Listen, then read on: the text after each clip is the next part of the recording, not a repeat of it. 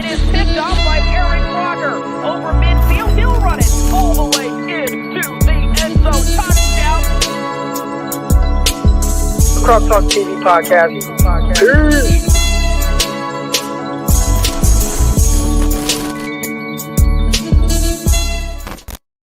Welcome to another episode of QB Monday with my guy, Greg Panelli, or Greg Panelli Passing Academy. What's up, Greg? How you doing? What's up, my man, Croc? How you doing? Good, man. So we're going to get into, obviously, all things pertaining to the 49ers. But first, I want to start with your guy, Josh Allen, man. He just got paid big-time money. Yep. Man. Big time. He finally cashed out. He got the bag he deserved. Yeah, so, like, as someone that has seen, and again, if you guys don't know any of Greg's background, like, Greg helped Josh Allen send off all those emails that he never got a response to, which is wild, right? But he's gone from that, and for you to see him in that moment, probably like, you know, understanding how he felt, not really getting the responses, having to go the junior college route, not really having much opportunities even coming out of junior college, right? Like, what do you have, one scholarship offer? Yeah, out of JC. Yep. Wow. So was Wyoming his only offer? Yeah. So it's kind of like our path. I mean, when you think about it, Croc, you know, both of us being JC guys, but I was a small town kid too, just like Josh, you know, grew up in Newman, California, 2 stoplight town. I think it's the same as Fireball. There's 2 stoplights there, less than 10,000 people, played Division V high school football. Didn't really get the love and respect that we thought we deserved. Obviously, I went to Modesto JC, played there with you, but then Josh went on to Reilly College after firing out countless emails over and over and over again to the Mountain West, to the WAC schools, obviously at the time, the Sun Belt schools, just smaller FBS and even FCS schools, and nobody.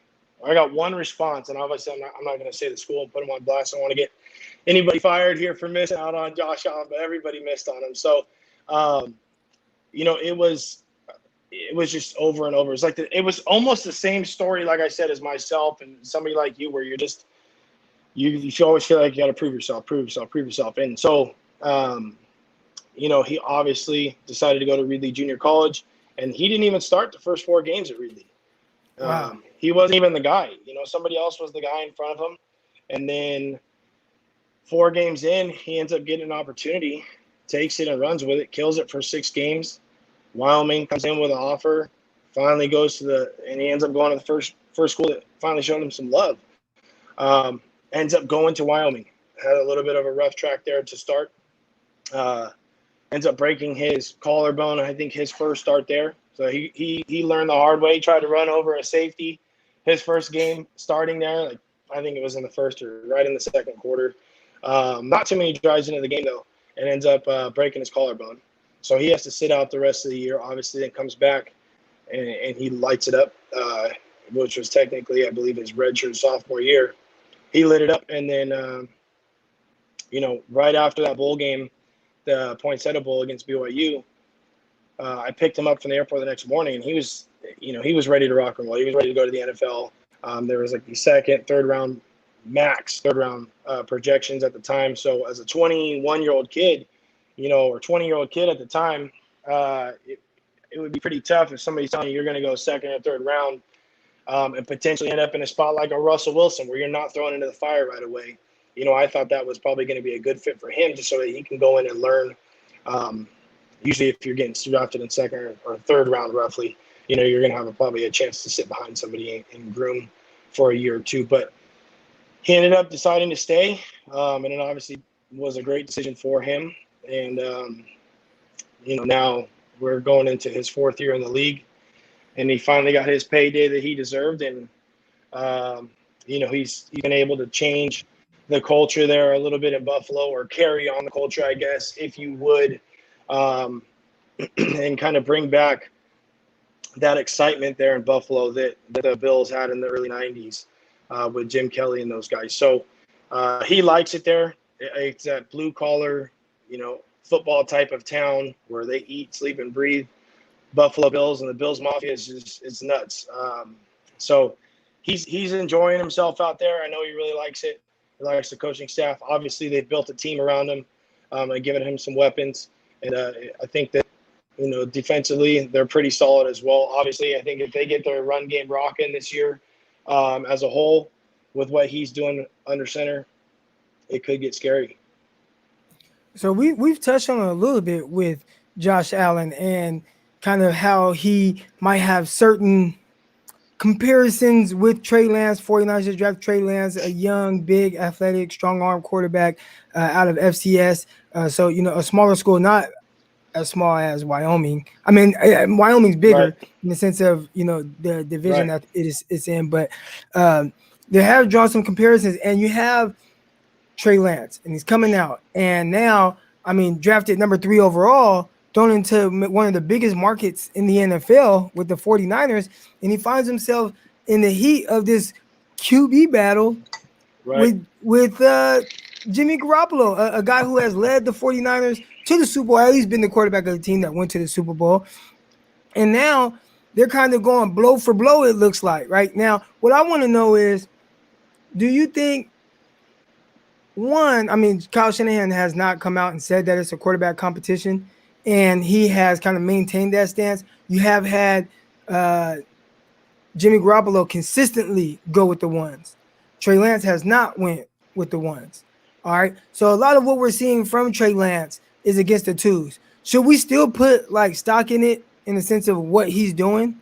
Are we going off of what he's doing that looks good because of the ability or because of the guys that he's going against? Again, it goes back to being in the NFL, right? Guys are there for a reason. So the dudes on the other side of the ball, whether they're ones or twos, it's not like there's a bunch of slaps running around, right? This guy's gone from starting less than 20 games in college to the NFL first couple of weeks of practice, and he's doing the things that he's doing already, and he looks comfortable doing it. Whether he's running with the ones or the twos, I don't think that, in my opinion, right now is much of a difference. I'm curious to see how many times, or if he has yet, run against the ones in practice.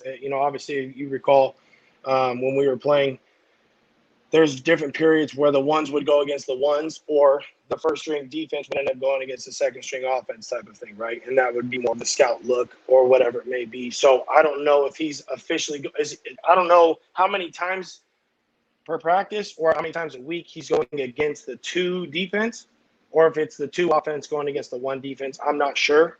But regardless, I think that how comfortable he's looking, given the video that we've seen and the things that we've heard, the hype around it, if he looked like crap, we'd be seeing it all over the place, right? Right. Especially with the first-round pick and the equity given to go get him. So I think it's a good thing.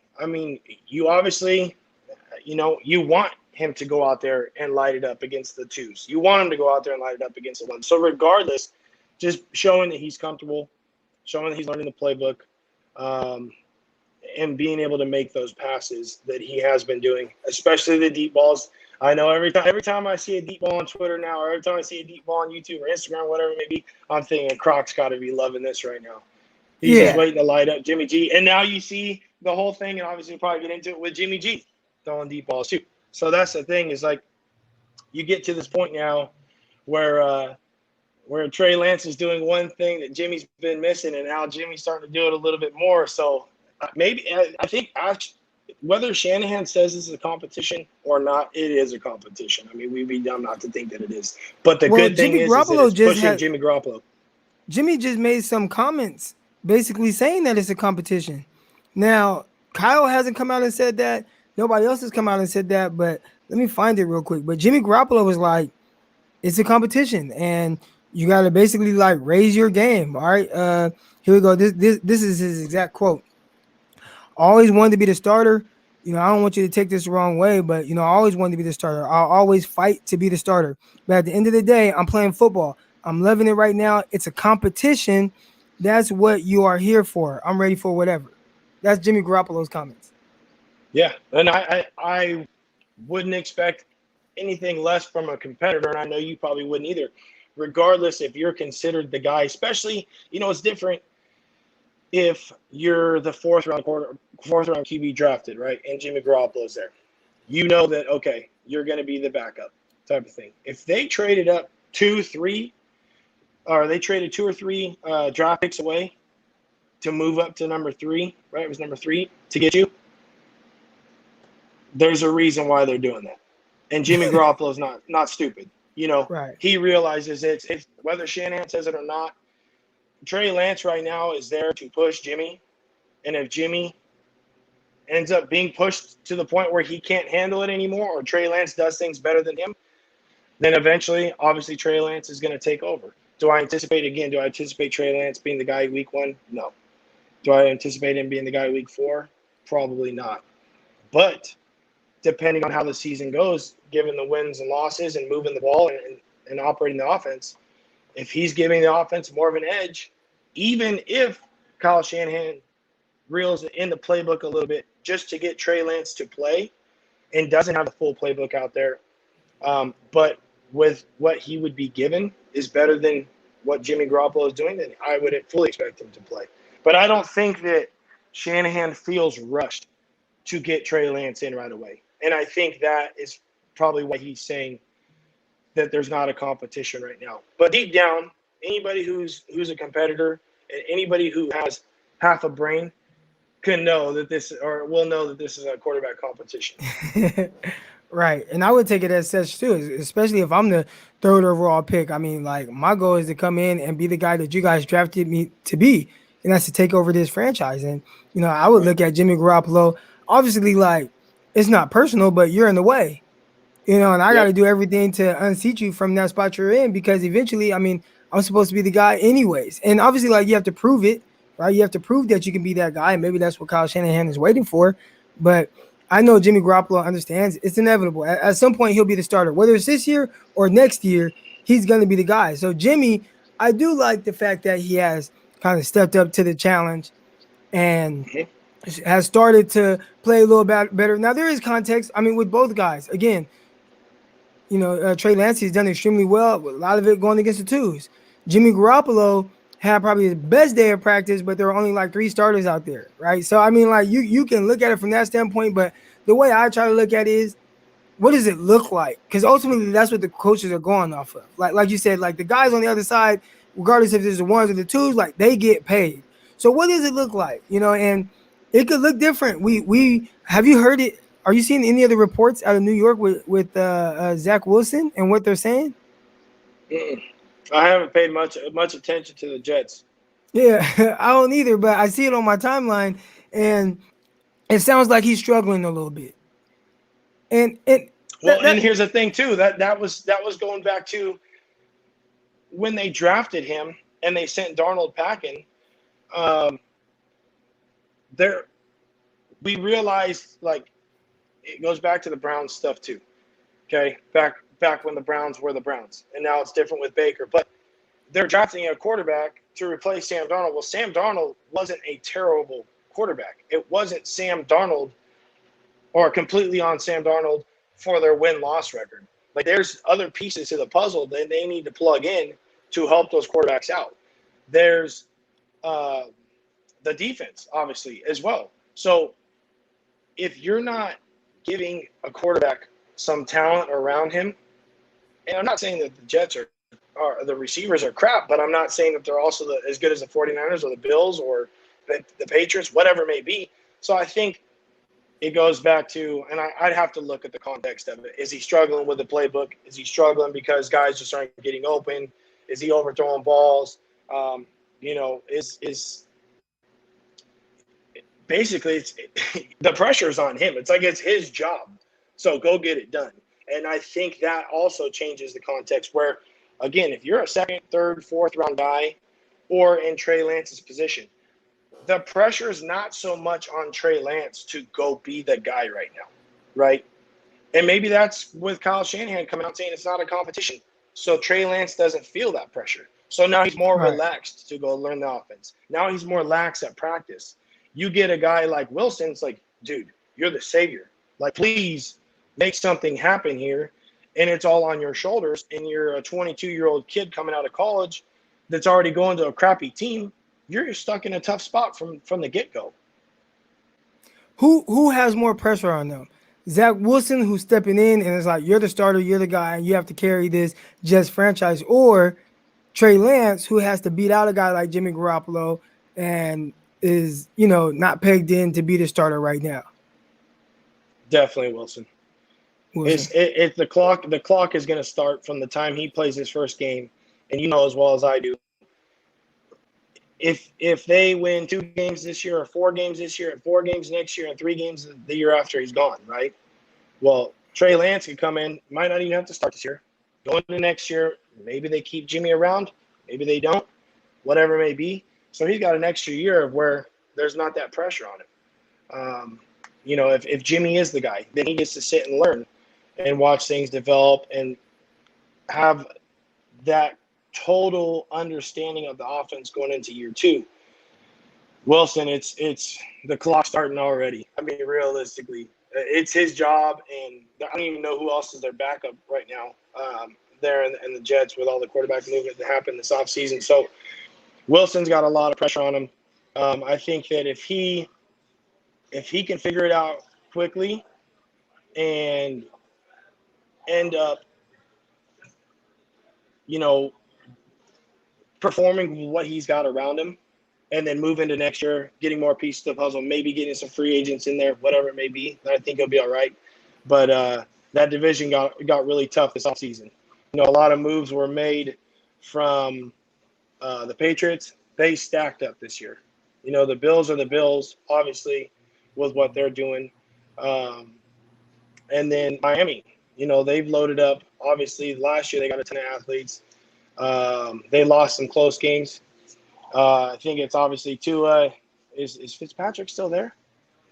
Fitzpatrick is in Washington.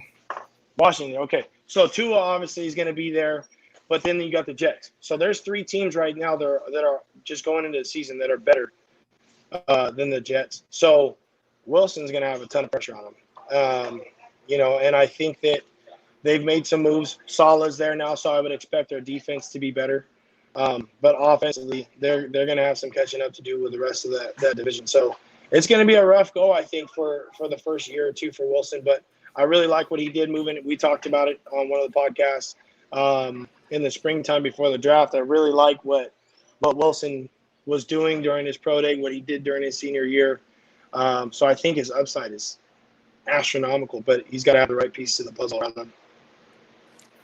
We talked a little bit about Jimmy Garoppolo and some of the things that he's starting to do now. And, hey, he's saying it is a competition and he has to rise to the occasion. See him now suddenly, like, my biggest issue with him is, like, dude, throw the ball down the field. Like, I don't care what happens. Like, it's practice. It's practice. Get comfortable throwing the ball down the field. And yesterday, again, like, with context, there were guys out, but he threw the ball down the field. And I was excited to see that. I'm not somehow with the 49er fan base, there's been like this war amongst who do you like more, Jimmy Garoppolo or Trey Lance. I don't know why. I want Jimmy to do very well. And yesterday, finally, for the first time, he completed shots downfield and he was looking sharp and he was throwing immediate passes. What do you think, like, has gotten into him in the sense of, like, is it just some confidence or what? Because, I mean, that ball he threw down the field, and I'll try to tag you in it, but that ball he threw down the field to Deebo Samuel, it was a beauty. And it's like, dude, like, we need more of that. Right. No, I think him getting pushed, honestly. I think the fact that he's getting pushed from Trey Lance, watching Trey Lance do these things. So, again, the pressure is not necessarily, in my opinion, not as much on Trey Lance. So he might take those shots. He's going to try and take the big hit. Shanahan's going to want to see him do those things. Everybody wants to see him do it because we haven't seen much of it from the 49ers quarterbacks over the last couple of years. So I think that just him watching Trey Lance throw the ball downfield, be loose, chucking it, Jimmy now has to elevate his game to be able to do those things. And I think that we know he can partially, but we haven't seen it enough. And then there's that video that comes out of him staying after practice, throwing deep balls down the field. And everyone's like, oh, finally he's practicing the deep balls. Then everybody's blowing up about it because Trey Lance threw the off-platform ball the other day, and people were loving it. And he's throwing some deep balls that have been on video. So I just think that Jimmy's he's probably feeling a little bit of the pressure. So he's got to take some more shots, right? You got to take some of those big hitters if you want to win games. You got to take the risks. So I think that he's taking some more risks now. I think that Shanahan has probably told him the same thing, that, hey, instead of check 1 and 2 short underneath stuff, like, we got the athletes. We've built this offense for speed too, not just yards after catch. Like, let's take some shots down the field. Let's see what we got. See what we can do. And now Jimmy's finally kind of breaking out of his shell and doing those things, Right. which I want to see more of it. Like you said, what would you say? What's the hashtag for 2021 for the Niners? Air that hoe out, 2021. There you go. Right. So, I think that we're going to see some more of it. And I think that Jimmy's going to have to do it because he's got a guy right underneath him chasing his tail that'll have no problem doing it. Right. And that's been my thing with, when it comes to rushing Trey Lance on the field. It's just like, man, like, he opens up and expands on what the 49ers already do. Like, quick passes and things like that, you can get Trey Lance to do that. But the added element with his legs, the throwing the ball down the field, outside the numbers. I'm pretty sure even for Kyle Shanahan, like, now it's like, dang, my playbook isn't as condensed. The field isn't as condensed as it's been with Jimmy Garoppolo. So Jimmy Garoppolo can prove that he is going to start being that guy where he can kind of stretch the field and open things up in all levels. It doesn't just help him. It helps Kyle Shanahan. It helps these receivers, who are running these routes. And I think everybody's kind of happy with that. Absolutely. Right. So Trey Lance, right, got the game coming up this Saturday. All right. And this will be the last thing that we touch on. But 49ers play Kansas City Chiefs. What are you looking for from Trey Lance? What do you want it to look like? What are you expecting? Let me know all that. I think, obviously,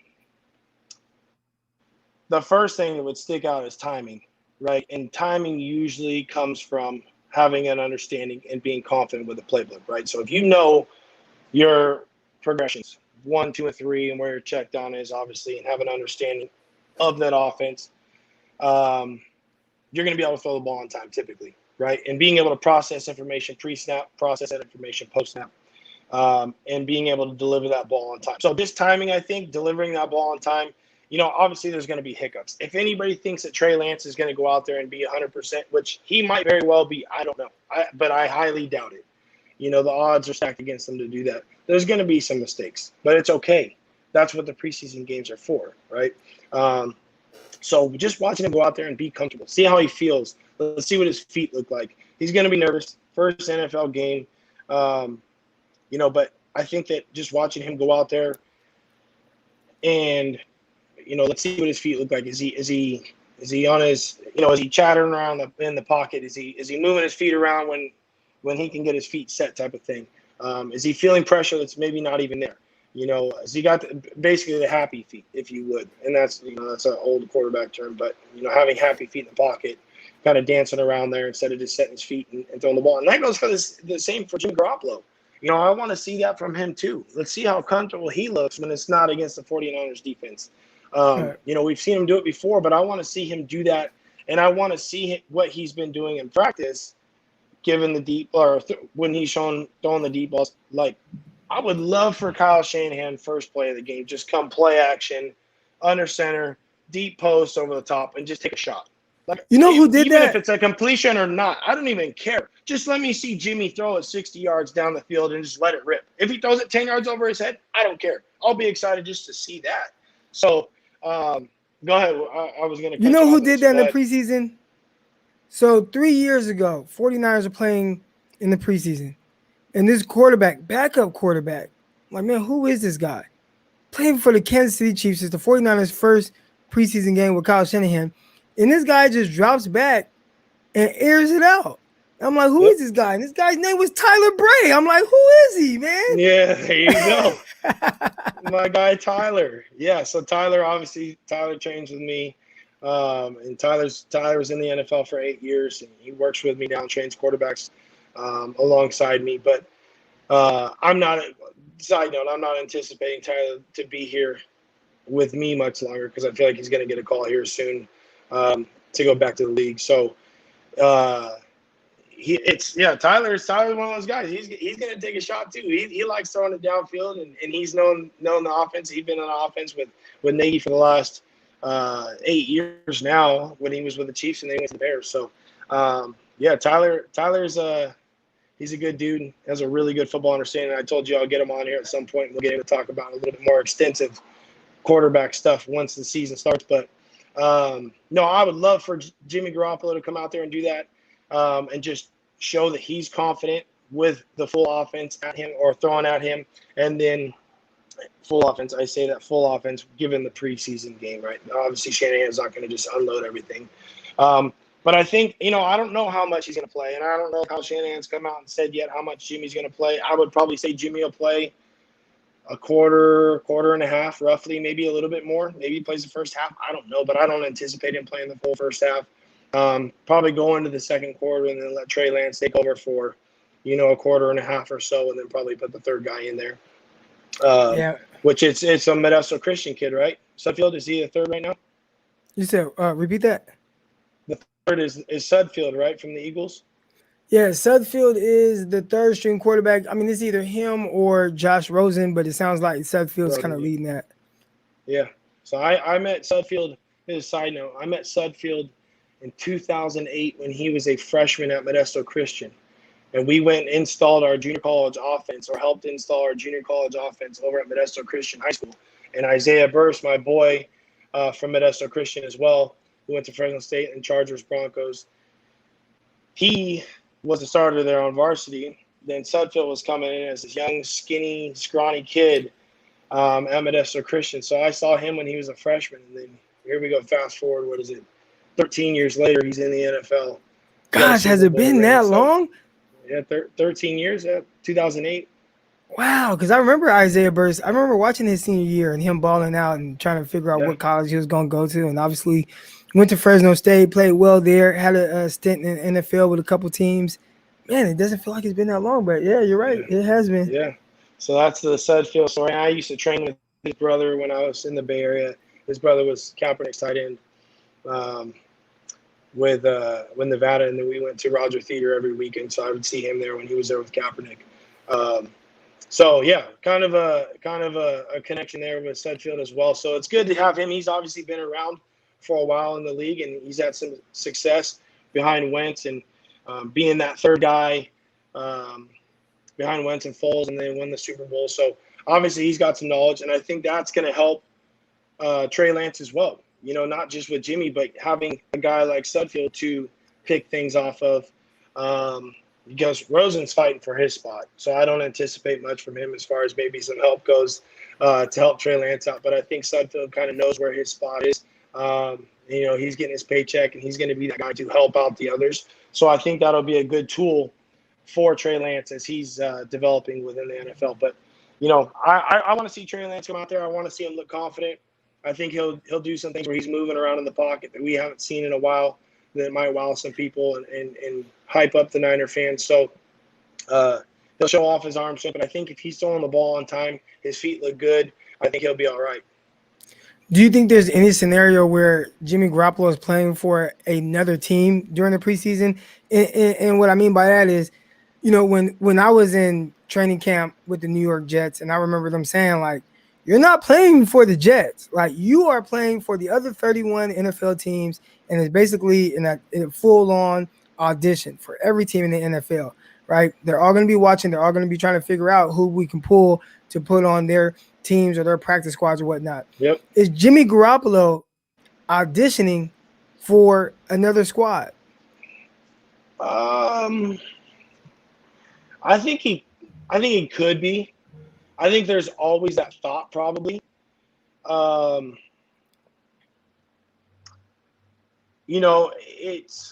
It's tough because realistically, we've seen Jimmy in the offense. Okay, we know what he can do. If they feel confident enough that Trey Lance can go in there and win games, get them to the playoffs, win a Super Bowl, whatever it may be, then I think then Jimmy would be. But do you want to risk that with a rookie quarterback? And again, the team is built around him right now. The team is built for a win-now mode. I think you would probably agree with that. Like, we're in the win-now mode. Now, you're risking a lot Not saying Trey Lance can't get it done, but it's going to be awfully hard for a rookie to come get it done. And the odds, again, are stacked against him to come in and get it done, take him to the Super Bowl, and go win a Super Bowl right now as a rookie quarterback in the NFL, just because there are going to be those learning there's going to be a little bit of a learning curve, and there's going to be those mistakes that are made when, on the flip side, whether it's been sexy to watch Jimmy Garoppolo operate the offense, or for lack thereof, operate the offense, how people want to see it, he got to the big game, right? And realistically, probably should have won the big game.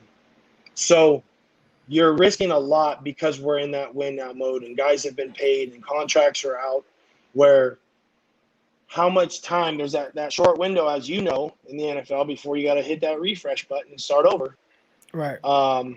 And so there's that window, I think, that we're in right now, that it would have to be really, really good for the 49ers. They'd have to get some serious picks or a serious trade for them to really, really entertain that, in my opinion. Or they just feel so confident about Trey Lance that they're not even worried about it. Then they would send him off. But I think you go look at things leading up to the draft, offers that they've got for Jimmy Garoppolo, or trade offers that they got for Jimmy Garoppolo. There's a reason why he's still there. Right. Because I think that if they didn't feel that confident in him, and Shanahan really didn't care, he would have sent him off already for some type of pick. He probably would be on the Patriots, because I know that was the big rumor that he was going to go back to Belichick. So I don't think that I honestly don't think Jimmy Garoppolo would be playing to make another roster this year or be traded to another roster during the preseason. Now, again, if it comes to a point where it's mid-year, he's not getting it done, Trey Lance steps in and is doing it, that's a different story. But preseason, I don't think so. I think if that was the case, he'd be gone already. All right, man. Yeah, I agree. I think so. And also, I think the one thing that people kind of gloss over, but as we look at Kyle Shanahan and kind of put him on this pedestal, because, I mean, it's clear that he's a terrific coach, but they do only have one winning season in 4 years. Now, obviously, there's context with that. You've had Jimmy Garoppolo, who's been injured for 2 of those years, but at the end of the day, one winning season in 4 years, I'm pretty sure that's kind of over Kyle's head, and that's in his head, thinking like, damn, I have to have at the very least a winning season. I have to at the very least make the playoffs. And I think that might give him a little bit more incentive to keep Jimmy Garoppolo around for the whole year. Right, I think so too. Yep. Yeah. But, man, all right, Greg, I appreciate you coming on. I know sneaking away, I saw the kids in the background and stuff. They're trying to hide, crawling behind you on the ground. Yeah, I'm here at the facility. Quarterbacks training today. Got athletes all over the place today. Trainers coming here. So I got to get a nice little podcast set up like you. I'll have something here soon, hopefully. But for now, it's just we're just living the mediocre podcast life with the phone or the computer and basic lighting and basic backgrounds and the whole nine. Yeah, we're good, man. I appreciate you. Everybody else, make sure if you're not already, subscribe to the YouTube channel. All right, hit that subscribe button right now. Hit that like button. We got over 80 people in here right now. So all 80 of y'all in here right now, hit the like button right now. Make sure you guys all subscribe. I appreciate you guys. If you're a 49er fan, great. If you're not, great too. Just appreciate watching the show, watching the knowledge that my guy Greg drops. 49ers, they play Kansas City this weekend. And there's going to be a bunch of other games too. Real quick before we get out of here, just your thoughts on some of the other guys. Who are you excited to watch? You got Trevor Lawrence. I think he plays Saturday. Yep. You got Justin Fields. He's playing well. He's in the seems like an all-out QB battle with Andy Dalton. So you got that going on. Obviously, Zach Wilson, he's going to be taking the field soon. This is pretty exciting preseason in the sense of like the quarterbacks that are coming out, huh? Right. No, and I agree. I think, again, it goes back to where Trey Lance got drafted to the Niners, obviously, in a team or with a team that is ready to win now.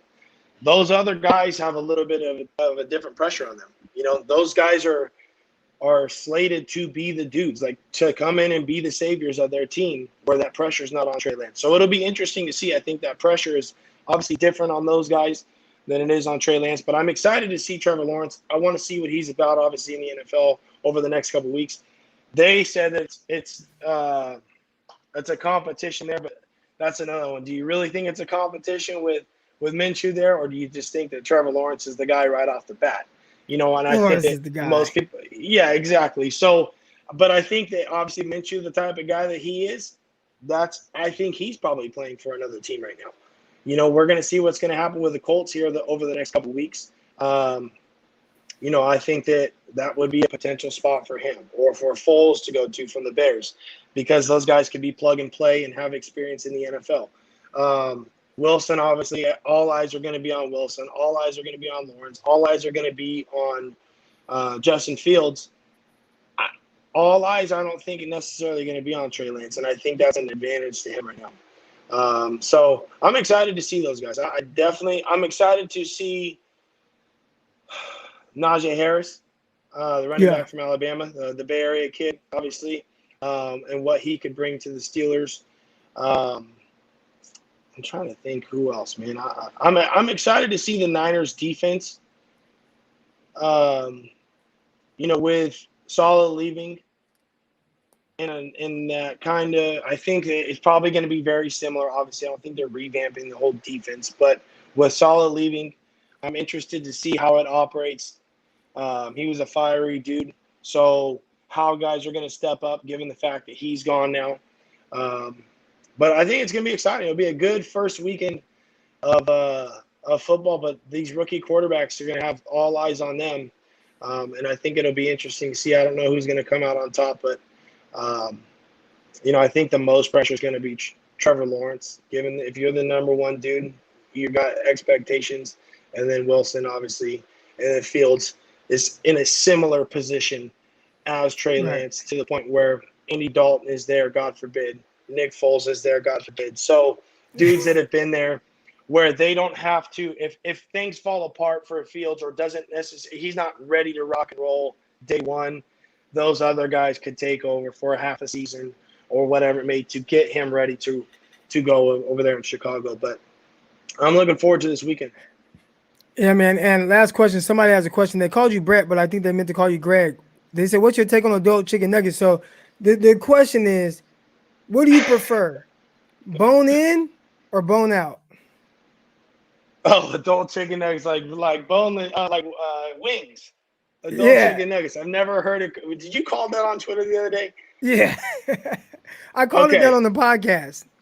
Okay. So I'm always bone in. My wife likes the boneless ones.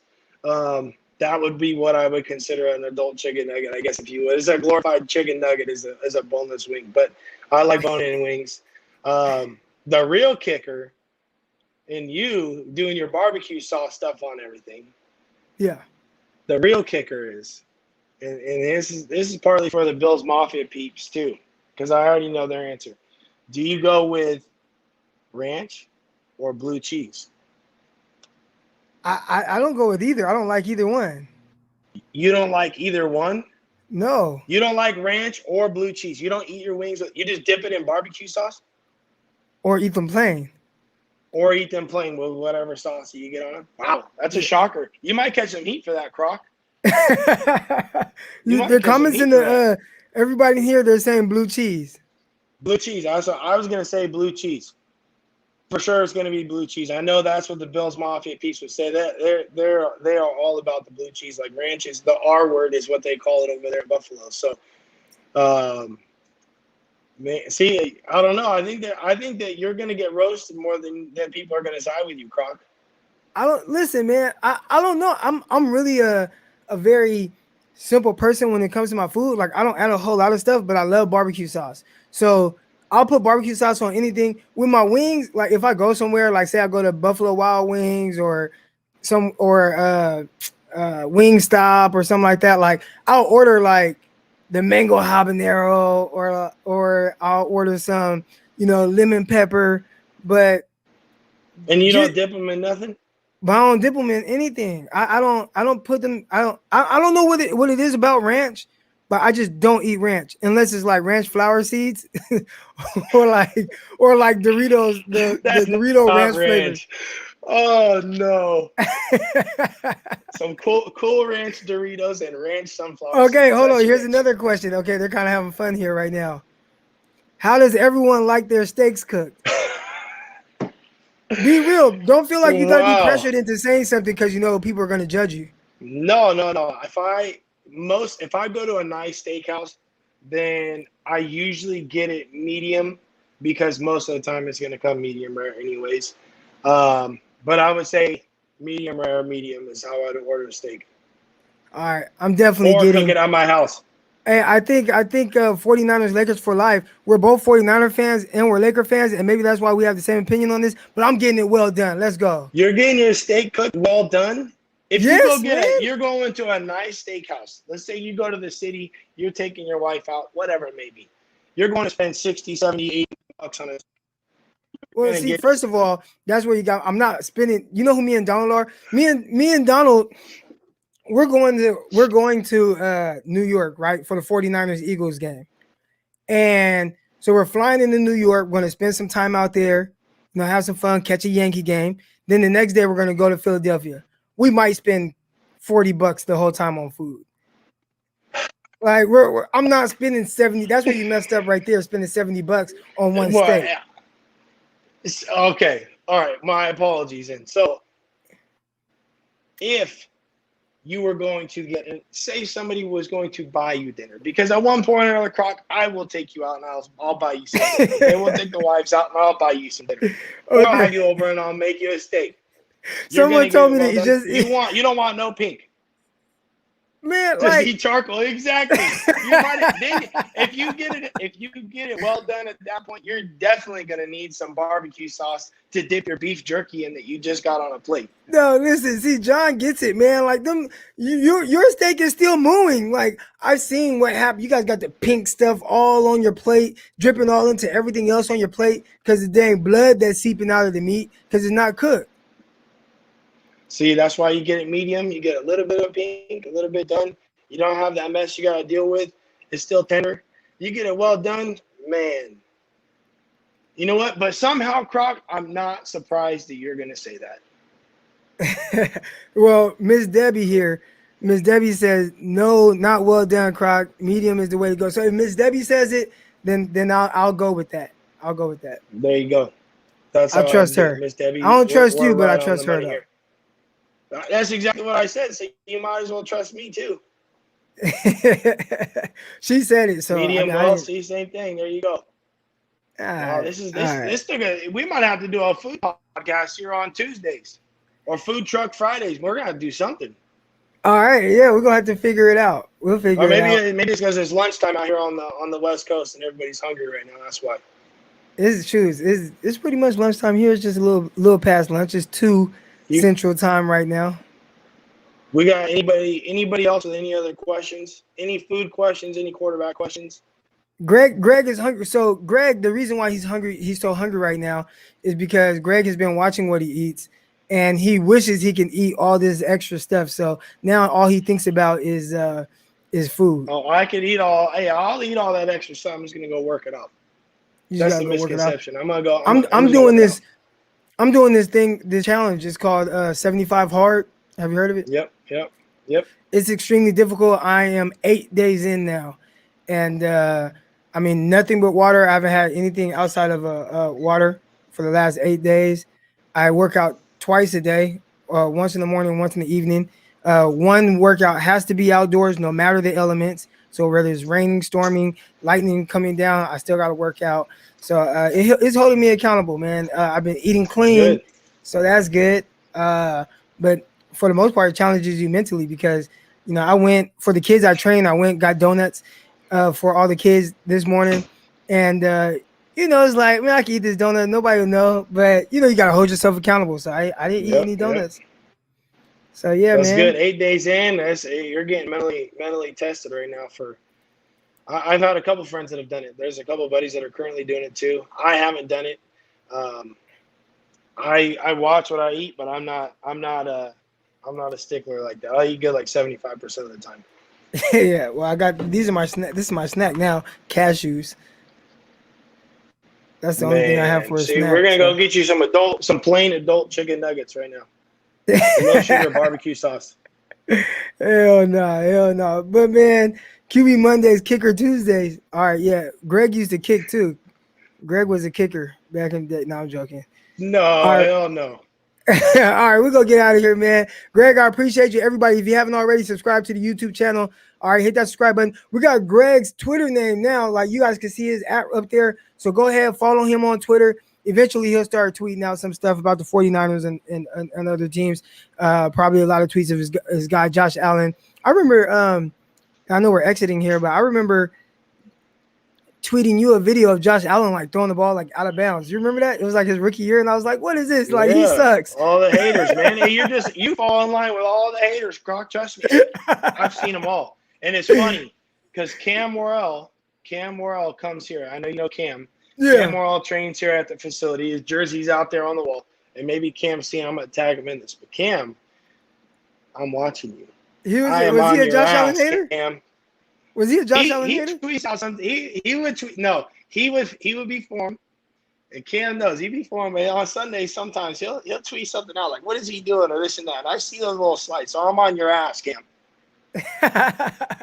Cam's a Fresno State guy, so you know that might be why. No, he saw Josh. I brought Josh in here to the facility last year, and Cam talked to him a little bit. So Cam's been a guy for the Valley, and obviously being from Chowchilla, he went to Fresno City and then played ball at Fresno State, and then obviously in the NFL. So Cam's been a Valley guy through and through. So that's the cool thing, as you know, is guys here from the Valley kind of we're all rooting for each other, whether it's somebody who's playing for the Raiders or somebody playing for a rival team, whatever it may be. You know, I got Cam Sutton, who went to Fresno State, and he's the tight end on the Seahawks and trains with me every week.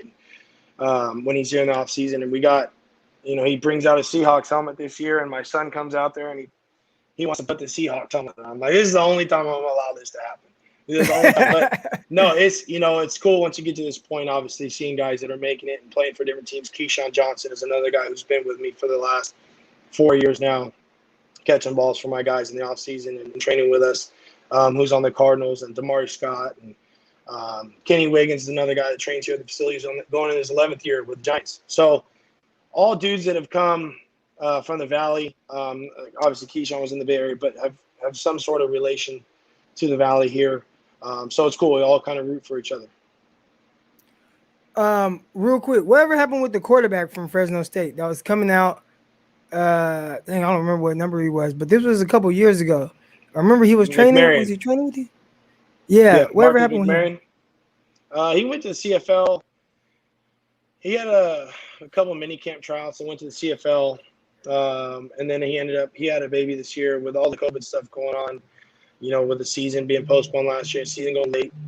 He ended up I can still hear you. Don't worry about that. No, he ended up transferring. Well, I was going to say transferring. He ended up going from basically the CFL to just shutting it down, and he retired, I think, a couple of weeks ago. So just with all the stuff going on there and him having a baby, he ended up shutting it down. But he had a hell of a career over there at Fresno State. He played at Oregon State before that, so he transferred from Oregon State to Fresno State, but he was from Dinuba, so another Valley kid, and I trained him. That last season they had at Fresno State with Keyshawn, and they ended up winning that bowl game against Arizona State. So he had a good college career. All right, man. All right, that's what's up. Okay. So anyways, man, we're going to get up out of here, man. Greg, I appreciate you. Maybe we'll see what you're doing next Sunday, because the 49ers play on Saturday. So okay, maybe we'll have QB Monday on Sunday. Maybe we'll do it on Monday. But we'll get back to you guys. But again, that's where you guys can follow Greg at Greg_Panelli. Follow me at Eric_Crocker. Make sure you guys subscribe to the YouTube channel. Make sure you guys hit the like button right now. Underdog Fantasy. Download the app right now. When you deposit a minimum of $10, use promo code Crocky. They're going to throw an additional $25 into your account. I had a good amount of people sign up last month. So we'll see how many new people I can get in there. So again, Underdog Fantasy, go ahead, subscribe right now. Promo code Crocky. And yeah, we're out of here, man. Appreciate y'all. Appreciate you. And see y'all next week. Peace. See See you, Croc. Intercepted. It is picked off by Aaron Crocker. Over midfield, he'll run it all the way into the end zone. Touchdown. Croc Talk TV podcast. Peace.